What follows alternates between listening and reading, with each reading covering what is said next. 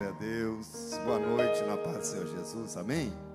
É uma alegria estar com vocês hoje, ministrando aqui uma palavra. E eu pensava nessa tarde, aliás, essa semana toda, sobre uma palavra e algo que veio muito forte no meu coração, e é algo que eu sempre procuro praticar, não é? E desde muito novo, é ter meta, ter objetivo, saber onde quer chegar, saber o que você quer. E eu tive uma experiência essa semana passada, ou retrasada, atendendo alguém, e a pessoa falava assim: olha, pastor, eu falei, mas qual que é a sua meta, qual que é o seu objetivo? E ele estava bem desanimado, tal, e ele dizia assim: não, minha meta é ganhar um dinheiro, ter sucesso. Eu falei: meu irmão, isso não é meta, isso é muito vago, isso é muito genérico, isso não é um pedido, isso não é um objetivo. E muitos de nós, não é, muitos crentes incorrem nesse mesmo erro, de achar que, eu quero ser feliz. Isso não é meta, não é? Eu quero ser cheio do Espírito Santo, não é? Aí já é uma meta, mas você tem que ser mais específico ainda. O livro A Quarta Dimensão, Paul Yang-Shu, ele fala muito acerca de fazer orações específicas, especificar o máximo que você puder. E eu falei para ele: não, mas qual que é o seu objetivo? E ele falou umas 10 coisas. Aí, por final, eu falei: não, meu irmão, eu quero saber o que você quer. E ele falou assim: não, pastor, eu quero limpar 5 casas por dia, que ele tem um schedule de casa, 5 casas por dia. Falei: agora isso aí é meta, né? Você quer ter um schedule grande, isso aí não é meta, né? E muitas vezes, amado, nós cometemos esse mesmo erro, porque eu preciso ter metas em áreas específicas da minha vida. Por exemplo, a área mais importante é a área espiritual, não é? Então tem a área espiritual, tem a área da sua saúde, a área da família, a área do ministério, a área do seu trabalho, e muitas áreas que são diferentes umas das outras. E quando nós perguntamos assim, se eu perguntar, por exemplo, para você, com certeza muitos vão ter uma resposta genérica, uma resposta vaga, que não vai ser algo específico, que não vai ser uma meta, um projeto, um objetivo. Pode ser um sonho, mas nós precisamos de ter. Eu queria falar um pouquinho sobre isso, sobre você sabe onde você quer chegar, você tem meta, você tem objetivo exato, específico, nas áreas que eu falei. E existem outras áreas, área social, área da amizade e profissional, muitas outras. Mas eu quero falar um pouquinho acerca disso, e nós vamos ver aqui, segundo a palavra de Deus, o que principalmente Paulo, né, ele fala acerca disso. Olha só, o que Paulo diz? Olha, 1 Coríntios 9, 25. O atleta precisa ser disciplinado sobre todos os aspectos. Ele se esforça para ganhar um prêmio perecível, um prêmio que acaba. Nós, porém, o fazemos para ganhar um prêmio eterno. Por isso, não corro sem objetivo, nem luto como quem dá golpes no ar. Então, Paulo está dizendo aqui, olha, o atleta em tudo se disciplina. Aqueles para alcançar uma coroa corruptível, nós porém uma coroa incorruptível, não é? Assim luto eu, assim corro eu, não como sem meta. Eu luto não como desferindo golpes no ar. Porque, infelizmente, a maioria das pessoas, elas fazem muito movimento e pouco progresso, não é? Então eu posso ficar aqui, correndo aqui a noite inteira, sem sair do lugar, gastando energia e correndo, e às vezes eu estou até andando para trás, ao invés de andar para frente. E, infelizmente, na vida de muitas pessoas, por não terem metas claras, por não terem objetivos mensuráveis, não é? Em todas as áreas da vida, ela não consegue ir muito longe. Por quê? Porque falta disciplina. Então, Paulo, ele está falando ali, ele não está falando para atleta, ele está falando para crente, mas ele está usando um exemplo.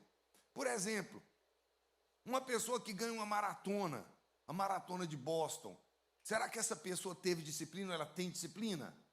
É um dos atletas que tem mais recordes, né? Que ganhou mais prêmios, mais títulos, é o Cristiano Ronaldo.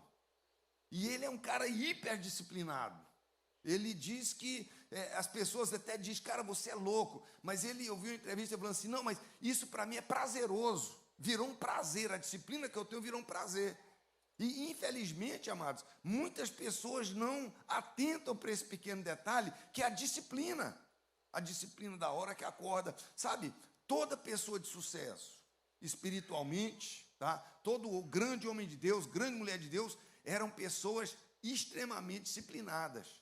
Pessoas que tinham uma rotina. Nós vemos a rotina como algo negativo. Só que a rotina, amado, é algo extremamente positivo. Você tem uma rotina saudável, uma hora de acordar e você ser disciplinado, a hora de você ter o seu período de oração. Então isso aí, amado, é muito importante. E Paulo está falando exatamente sobre isso. Ele corre não sem objetivo, não sem meta. Ele luta não como desferindo golpes no ar. Então eu queria que você pensasse um pouquinho hoje. Você tem metas específicas? Você sabe onde você quer chegar? Eu vou fazer 61 anos domingo, dia 7 de setembro. Irmãos, eu tenho tanta meta, tanto objetivo, que eu acho que eu vou ter que viver até os 100, 120 para alcançar tudo, né? Porque a minha cabeça fica só criando meta, objetivo, querendo, sabe? Eu fico sonhando e planejando e projetando e trabalhando para que tudo isso aconteça. Muitas vezes vem aquele desânimo, né? Aquele pensamento, mas você já está velho e tal. Eu falo, não. Essa palavra aposentadoria, no meu vocabulário, ela não existe. Só aposentadoria para me receber do governo, aí tudo bem, mas para mim parar de trabalhar, não. Então, eu quero que você pense o seguinte, na sua vida espiritual, qual é o seu objetivo? Não é? Ah, pastor, eu quero ter experiência com Deus, eu quero... E o que você tem feito para isso acontecer? O que você tem feito? Quais são os seus passos, não é? Por exemplo, eu quero ser batizado com o Espírito Santo, eu quero ter uma experiência poderosa com Deus, eu quero ter dons de Deus, eu quero abençoar pessoas, e tudo você tem que ter uma motivação. Qual o motivo, não é? Que você quer ter poder de Deus, unção de Deus, graça de Deus, autoridade de Deus? Qual é o motivo? Ah, para mim ser conhecido, para mim ser... Aí a gente vai lá para Tiago e diz assim, olha, vocês oram e não recebem, pede e não recebe, porque pede pelo seu próprio prazer, pelo seu próprio orgulho. Então a motivação, mano, é algo muito importante. Quando você tem objetivo, tem meta. Nós, como cristãos, nós temos sempre que pensar nisso. Qual é o objetivo? Não é? Qual é a meta? Alguém uma vez falou comigo, não, pastor, eu quero ganhar dinheiro, eu quero prosperar nessa terra, porque eu quero passar na cara de todos os meus parentes que eu tive sucesso. Eu falei, meu irmão, para. Deus não está nisso, brother. Se você falar que você quer prosperar para ajudar a comprar uma casa para sua mãe, ajudar o seu irmão a comprar uma casa, seu tio, a doença lá da sua sobrinha, aí tudo bem, é algo nobre. E muitas vezes, amado, nós temos que ponderar exatamente isso. Então, a pergunta que eu quero fazer para você é o seguinte, você tem meta na sua vida espiritual? Você tem meta na sua saúde? Você tem meta na sua família?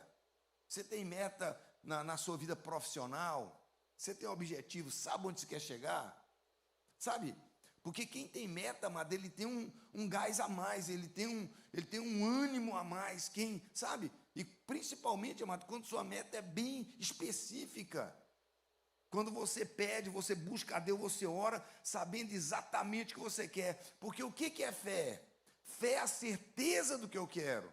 E a convicção daquilo que eu não posso ver. Então, fé é saber especificamente o que você quer, nos mínimos detalhes, e você fechar os olhos e você enxergar aquilo. Eu, por exemplo, quando eu fecho os olhos, eu vejo uma igreja com 1000 assentos, 1000 cadeiras, com a escola, com o daycare, com a quadra de esporte, um centro esportivo, não é? Então, esse é o sonho, é o projeto, é o objetivo, é a meta. E eu vejo cada detalhe dessa meta. Hoje eu estava ali de frente a LA Fitness, ali na Rota 1, ali no Lowe's. Eles estão vendendo aqui lá 15 milhões. Eu parei, eu fui na Lowe's, fiquei parado lá assim uns 10 minutos olhando, imaginando o nome assim, IBVN Church, bem grandão, lá onde tem LA Fitness. E eu imaginava, eu falei, meu Deus, levanta alguém aí com 10 milhões, 5 milhões a gente consegue pagar, 10, para a gente dar entrada nisso aqui, ou para a gente comprar isso aqui, não é? Então eu fico sonhando, eu fico imaginando e vendo os detalhes. Então, mas a fé é quando você fecha os seus olhos, você vê aquela pessoa que você sonha, aquele marido, aquela esposa, aquela família, aqueles filhos, aquela casa, o seu trabalho, aquele cheque que você recebe toda semana de $5.000, $7.000, $10.000. Não tem ninguém que acredita nisso? Nenhum amém? Meu Deus, que povo incrédulo. Você era para você ter dado um pulo na cadeira e falar, aleluia, sou eu, Deus. 5.000 por semana. Né? Sabe por quê, amado? Isso é impossível? Sim ou não? Não. Eu consegui o contato agora de um rapaz, que ele era da nossa igreja, que ele tocava, né? Filho de imigrante. E aí foi um rapaz buscar um bolo lá da Suzana, que é cunhado dele. Eu falei, e aí, o fulano de tal? Ele falou, não, já está atendendo, porque ele estava formando em medicina lá em São Domingo. Né? Aí eu falei, não, me passa o contato. Aí já marquei uma consulta com ele, o cara hoje é médico. Ele era aqui, um jovem igualzinho você aqui, ó. Hoje ele é médico, deve estar ganhando talvez 5.000 ou mais por semana, né, eu creio, certo? E está atendendo pessoas, e está fazendo a sua carreira, e um dia ele esteve aí sentado nessa cadeira aí que você está sentado lá em Medford, não é? Então, amados, você vê que a Bíblia, quando ela diz, olha, tudo é possível aquele que crê. E crer é ter meta, crer é ter objetivo, crer é saber exatamente o que você quer. Não importa. E nós temos que ter meta em todas as áreas, área espiritual, área da saúde, área familiar, área profissional, área social, né, de viagens, de passear, de lazer, de turismo. Agora, veja bem, Paulo fala acerca disso. Para que eu possa alcançar minhas metas, eu preciso ter disciplina. Eu preciso saber, eu preciso ter objetivo e não ficar gastando energia à toa. Porque a pessoa fica dando golpes no ar, ela está gastando energia e não está fazendo nada, não está saindo do lugar, não está vencendo coisa nenhuma, não está atingindo nenhum objetivo. Agora, veja bem, nós precisamos ter um projeto. Olha o que Isaías diz aqui, 32:8, olha, mas o nobre projeta coisas nobres e na sua nobreza ele perseverará. Então eu tenho que ter projeto e o projeto tem que ser nobre. O que é uma coisa nobre? É uma coisa que não é só para mim, é que vai abençoar outras pessoas. Então, se é a sua carreira, se é o seu, eu tenho falado sobre isso, quando a pessoa às vezes está pintando uma casa, ela diz, olha, eu estou pintando que eu vou abençoar essa família, esse lugar vai ficar mais bonito. E não interessa se você for um médico, ou uma dentista, ou o que for, não interessa. Interessa, amado, é que você inclua outras pessoas nesse projeto. Não pode ser um projeto egoísta. Não pode ser algo que eu penso só em mim. Então nós temos que ter essa visão de um projeto com nobreza. Agora veja bem, ali Provérbios 16:1 diz assim, olha, as pessoas podem fazer seus planos, porém o Senhor é quem dá a última palavra. Peça a Deus que abençoe os seus planos e eles darão certo. Então seja qual for o plano, amado, coloca diante de Deus. Coloca na presença de Deus, apresenta para o Senhor, diga, Deus, esse é o meu projeto, eu sei que o Senhor tem mais do que eu penso, mais do que eu imagino, mais do que os meus olhos viram, meus ouvidos ouviram, é mais do que o Senhor tem para mim. Então está aqui meu projeto, meu plano, e você começa a orar em cima disso, você começa a planejar, começa a buscar, e quanto mais detalhado for o seu plano, quando você escreve o seu plano, sabe, isso é algo muito poderoso. Nós não temos muito esse costume, mas eu li um livro, me esqueci o nome do livro, que ele fala de uma pesquisa da Harvard, que eles fizeram durante 30 anos, essa pesquisa. Pegaram as pessoas que estavam saindo lá do college, que formaram, e a pesquisa era o seguinte, era para acompanhar o sucesso dessas pessoas. E parece que, se não me engano, era 9% que escrevia as metas, 9% dos alunos, ou 10%, que escrevia as suas metas, colocava no papel, que colava os seus objetivos, escrito. Você sabe, depois de 20, 30 anos, as pessoas tinham mais sucesso, eram exatamente aquelas que colocavam no papel os seus projetos, aquelas que escreviam, aquelas que tinham um quadro com aquilo que elas sonhavam, sabe, isso é muito poderoso. Como é que Deus fez Abraão ter fé? Que Abraão, quando Deus chegou para Abraão e falou assim, Abraão, você vai ser pai de uma multidão.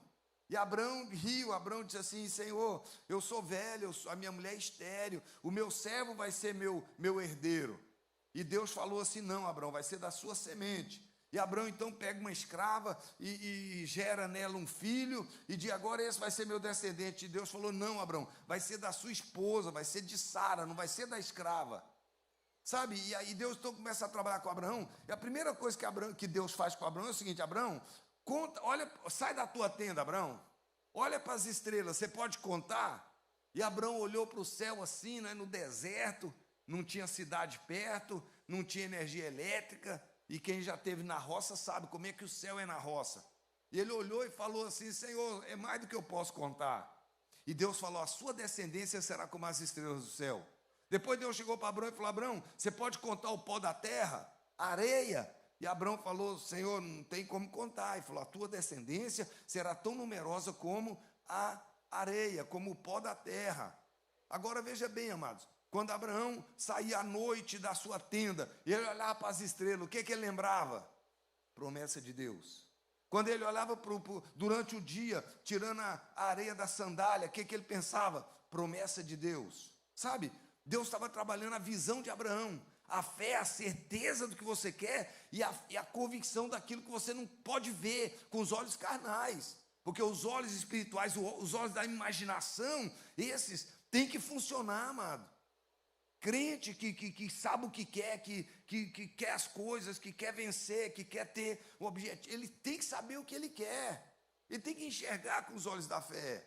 O objetivo para a sua família, o objetivo para a sua vida espiritual, para o seu ministério, o seu chamado, e você precisa de ter essa sensibilidade, você precisa de praticar isso.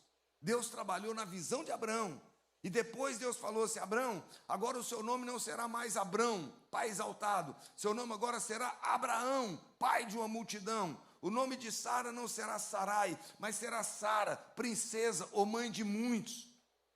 E Abraão então diz: olha, aí alguém chega e fala: ô, pai exaltado. Ele falou: não, agora é pai de multidão. E o pessoal fala: pai de multidão? Como assim? Sua mulher é estéril. Ele falou: Deus mudou o meu nome. Amados, nós precisamos entender o quanto que isso é poderoso.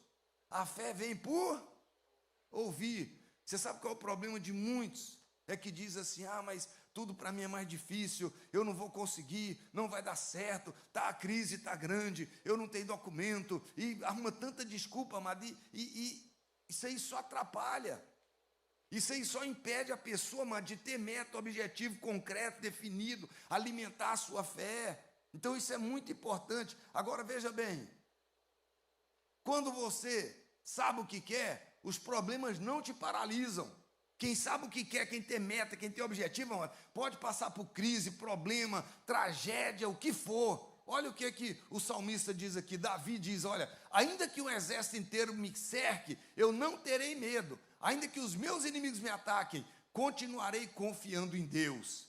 Olha o que Gênesis 50, então Davi foi um homem perseguido. Davi, amado, quando ele foi ungido rei, de repente ele pensou assim: agora minha vida vai mudar. Mudou mesmo, mas mudou para pior.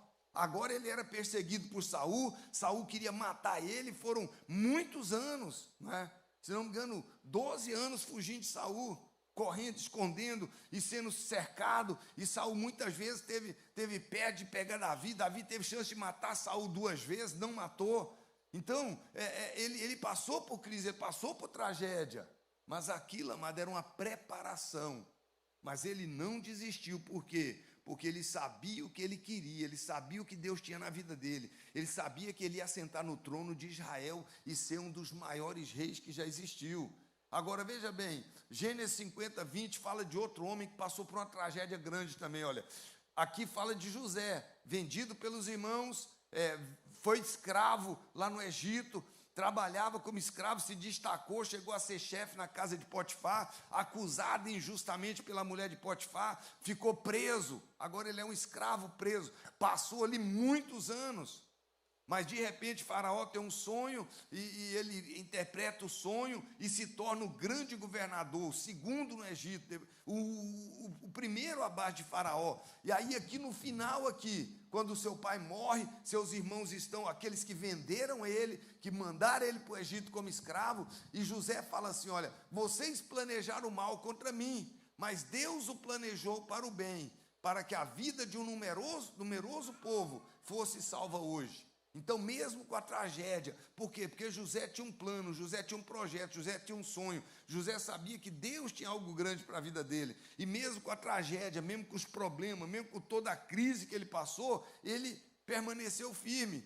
Agora, veja bem, não interessa o que acontece com você, o que vai fazer a diferença é o que você vai fazer com aquilo que aconteceu com você.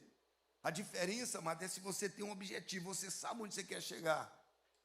Tinha um rapaz foi dar uma palestra, e o cara muito rico, não é? O cara tinha avião, tinha uma reciclagem de lixo, tinha uma frota de caminhão, avião particular, helicóptero, cara muito de Deus, uma família linda, cara disciplinado, ia para a academia fazer exercício. Ele chega na empresa dele, depois de tomar café com a esposa, com os filhos, levou os filhos na escola, foi para a empresa e fazia questão todo dia, levar os filhos para a escola, e não deixava o motorista levar, ele queria levar, tomava café com a esposa, ia para a empresa, na portaria o porteiro, ô, seu fulano tal, ó, obrigado, o meu filho já foi operado, o senhor pagou a cirurgia dele, eu quero te agradecer, eu não tinha dinheiro. Ele falou, olha, fala para ninguém, fica com você, e eu estou orando pelo seu filho, ora por mim também, e entra e tal, e ele passa ali com a sua, deixa o carro, e chega a faxineira, falou, doutor, eu queria te agradecer, minha filha está quase formando, o senhor está pagando a faculdade dela,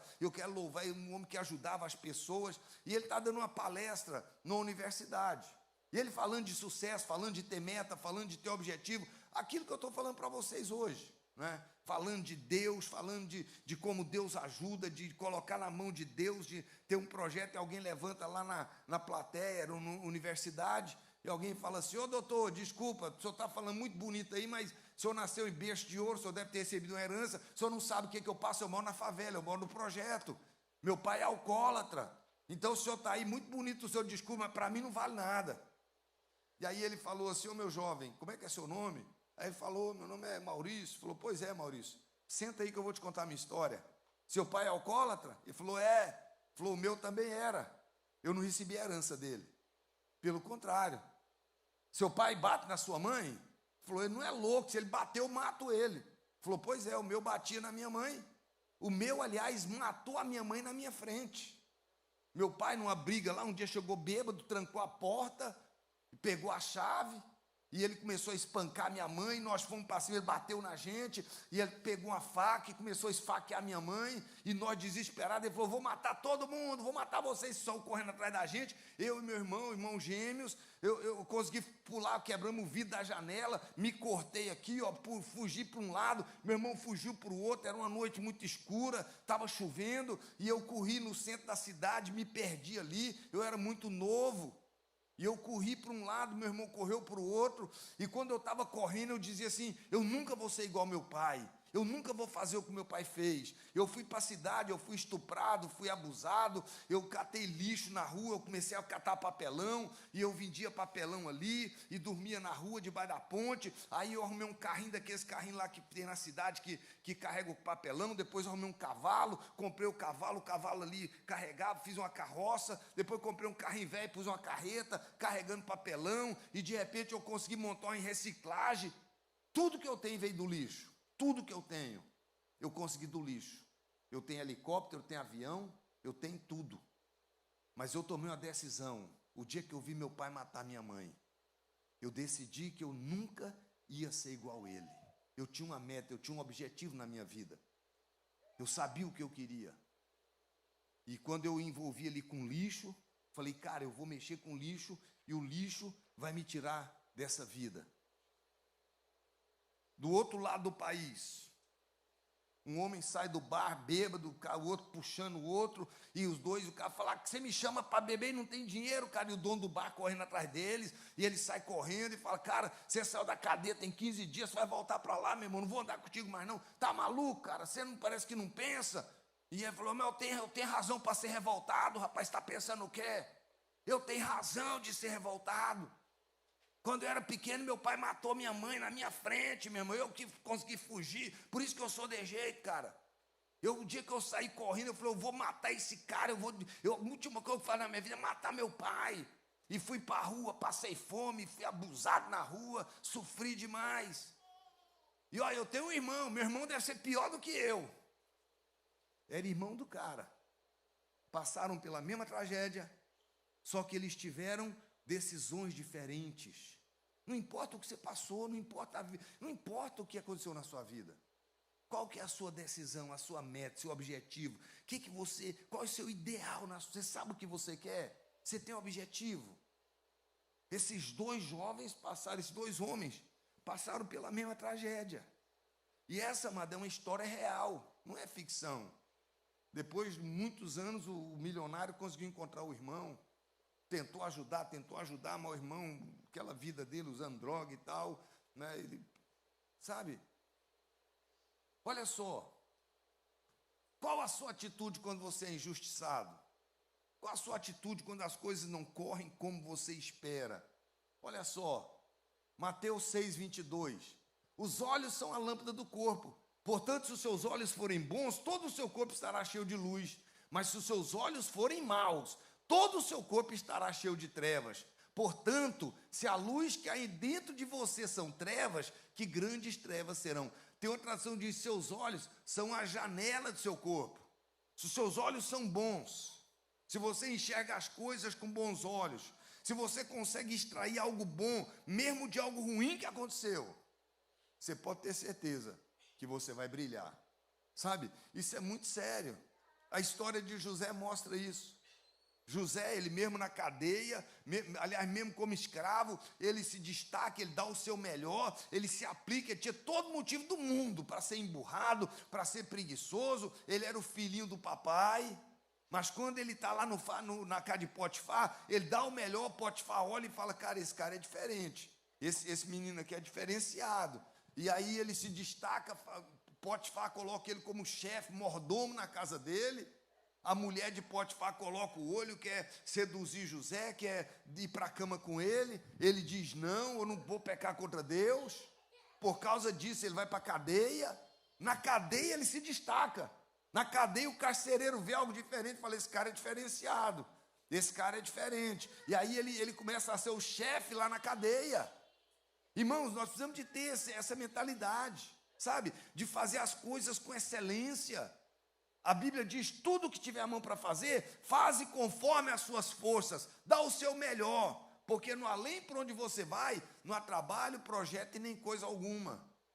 Sabe, uma vez alguém chegou para mim e falou assim: não, pastor, é porque minha patroa é injusta, minha patroa não é legal, eu faço o trabalho de qualquer jeito mesmo. O dia que eu tiver meu schedule, aí o senhor vai ver.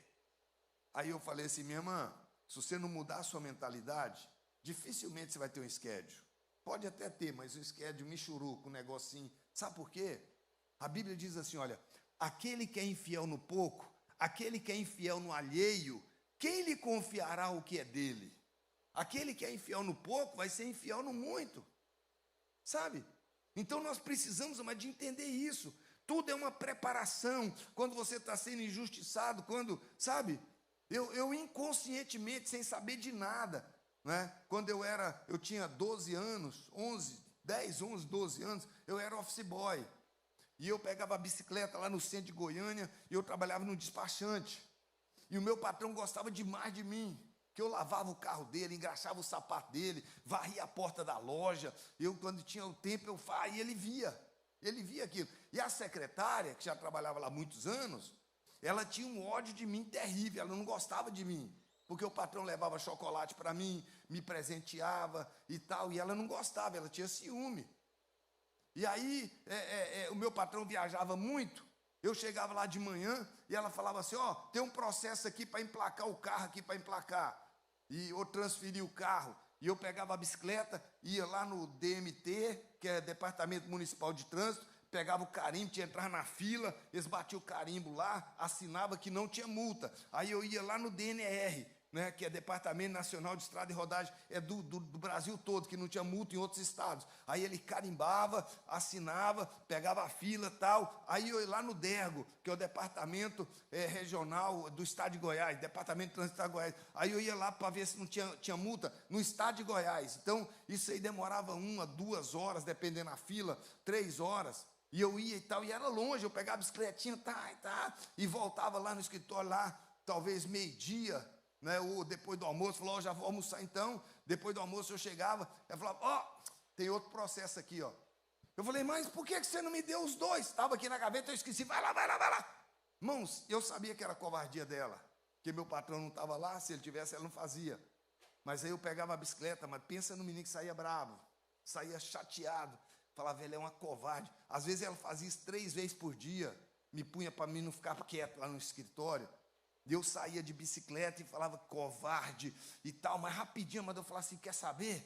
Vou ficar com as pernas grossas, vou engrossar as pernas, punha a marcha bem pesada, e ia tal, tirava a camisa, falava, vou pegar um bronze. Aí eu ia, animava todo, já pensando, tem gente que vai para academia e paga, eu estou fazendo academia de graça, sabe? Isso mudava a minha mente, eu parava de ficar bravo. Eu mudava completamente. No quartel, eu fui servir lá em Brasília, e tinha um sargento que não gostava de mim de jeito nenhum. E o quartel era muito grande, tinha umas ruas lá, onde não passava ninguém. E era aquelas folhas, tinha muita árvore. E ele pegava lá para me castigar, falava, De Faria, vai varrer isso aqui, eu não quero ver uma folha no chão. E eu pensava assim, sargento, por que o senhor não trouxe uns 5 soldados? Tem um monte de soldado lá. Cala a boca, é você que vai fazer sozinho. Irmão, que sumia de vista a rua. E eu falava, vassoura desse tamanho. E eu falava, que covardia, por que não trouxe uns... Isso aqui não passa ninguém aqui, isso é só para me punir. E eu começava a falar, quer saber, vou engrossar os braços aqui, ó, perna. Com aquela vassoura. E mudava tudo, tirava a camisa, falava, vou pegar um bronze. E tirava a camisa e, sabe... A tarefa não mudou, o braço não engrossou, a perna não engrossou, mas fez um bem tremendo para mim naquele dia. Fez um bem, por quê? Porque eu vi alguma coisa boa, né? É igual aquele Karate Kid lá, o filme, já viu? Limpar a vidraça? Pois é, a mesma coisa, pintar, né, no céu aqui, ó, o Mr. Miyagi lá, o mestre, né? Então, amado, sabe por quê?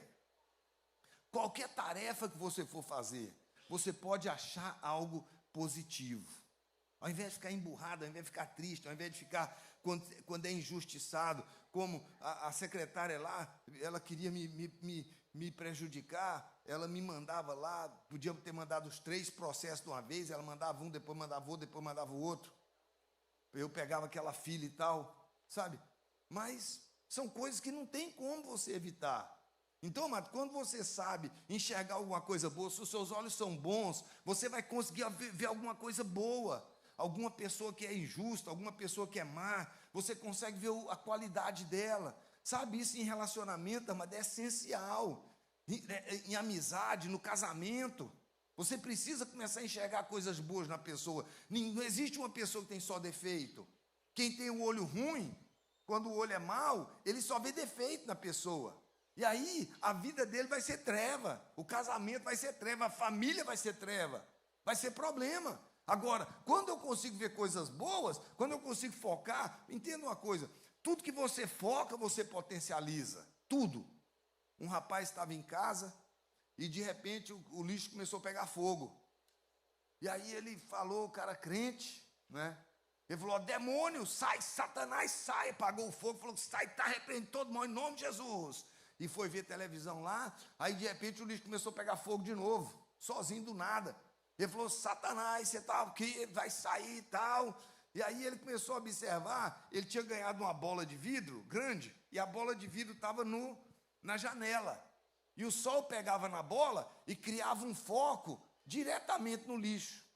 E aí pegava fogo. Já pegou uma lupa e pôs a lupa assim para dar um foco, já viu? Ela dá um foco e aquilo queima em poucos minutos. Você pode deixar um jornal aí no chão 10 anos, mas se você pega uma lupa daquela, ou até mesmo um óculos, você pega o óculos, consegue fazer um foco, ele pega fogo. Por quê? Porque criou um foco. Então, mas tudo que você foca, você expande. Se você foca o defeito da pessoa, o defeito dela vai virar um gigante. Irmão, tem gente que consegue fazer uma formiga virar um dinossauro. Tem gente que consegue, um probleminha desse tamanhozinho, ela consegue fazer um monstro. E aí depois vai sofrer por isso. Por quê? Porque os olhos não são bons. Porque o olho bom consegue ver as coisas boas. O olho bom consegue ver as qualidades. O olho bom consegue ver as oportunidades. O olho mau não. Então olha só, Quem não tem meta gosta de ver dificuldade. Olha só, quem fica observando o vento não plantará, e quem fica olhando para as nuvens não colherá. Quem olha para o vento não planta, quem olha para a nuvem não colhe. Sabe o que isso quer dizer? A pessoa que fica esperando condições ideais para fazer, para empreender. Eu quero ter as condições ideais, eu quero ter tudo arrumadinho, tudo. Irmão, isso não existe. Sabe? Geralmente, as grandes oportunidades surgem quando você não está preparado, quando você está distraído, quando as coisas... E aí você tem que ter coragem para encarar o negócio e fazer acontecer.